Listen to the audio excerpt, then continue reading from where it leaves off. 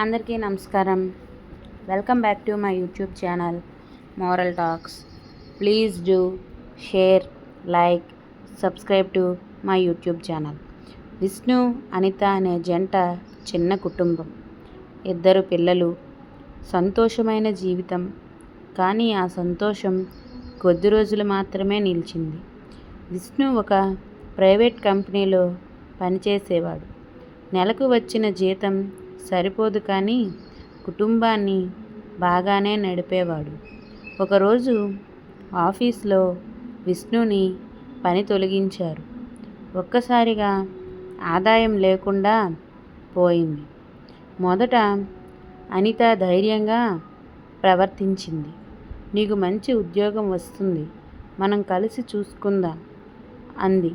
కానీ రోజులు గడిచినా ఉద్యోగం రాలేదు. మొదట బ్యాంక్ లోన్ తీసుకున్నారు. పిల్లల ఫీజులు కట్టలేక స్కూల్ ఫీజు డిఫాల్ట్ అయ్యింది. గ్యాస్, కరెంటు బిల్లు కట్టలేక ఇంట్లో చీకటిగా మారింది. స్నేహితులు, బంధువులు కూడా అప్పు ఇవ్వలేని స్థితి. ఒకరోజు రాత్రి పిల్లలు ఆకలితో ఏడుస్తున్నారు.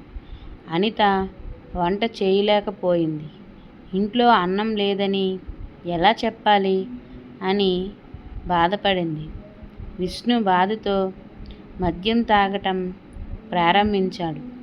తన అసహాయతని మాటల్లో చెప్పలేక మౌనం అవతారమెత్తాడు. పిల్లలు ఏదైనా అడిగితే కోపంగా మోగేవాడు. ఒకరోజు అనిత అన్నం పెట్టిందని విసిగిపోయి ప్లేటు తీసి విసిరేశాడు. ఆమె కళ్ళల్లో నీళ్లు, కానీ ఏమీ అనలేదు. ఇలా ఉంటే మనం బ్రతకలేం అని అనుకున్నా. ఏం చేయాలో అర్థం కాలేదు. ఒక్క నిర్ణయం జీవితాన్ని మార్చిన మలుపు తిప్పింది. ఒకరోజు అనిత ఒక స్నేహితురాల్ని కలిసింది. నా ఇంట్లో పనివాళ్లకు వంట చేసేవాళ్ళు కావాలి, నువ్వు చెయ్యగలవా అని అడిగింది. ఆమెకి ఏం చెయ్యాలో అర్థం కాలేదు. గర్వం, గౌరవం అన్నీ త్యాగం చేసి పిల్లల కోసం వంట పనికి వెళ్ళింది. 1 నెల తర్వాత ఇంట్లో ధనం కొద్దిగా వచ్చిందని పిల్లలు కొత్త దుస్తులు కొనుక్కున్నారు.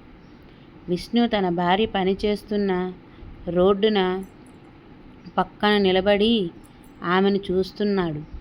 ఆమె వంట చేసుకుంటూ చెమటోడ్చుతుంది. ఆ క్షణంలో అతని మనసులో ఏదో గబ్బిపొడిలా పేలిపోయింది. నేను ఈ స్థితికి దిగజారిపోతే నా భార్య, నా కుటుంబం నన్ను చూసుకోవటానికి వంట పనులు చేసేవాళ్ళుగా మారిపోవాలా అని బాధపడ్డాడు. ఆ రాత్రి ఇంటికి వచ్చి ఆమె చేతులు పట్టుకున్నాడు. క్షమించు, నన్ను మళ్ళీ నువ్వు చూసినంత గొప్ప మనిషిగా నన్ను మారనివ్వు అని అన్నాడు. Please do subscribe to my YouTube channel.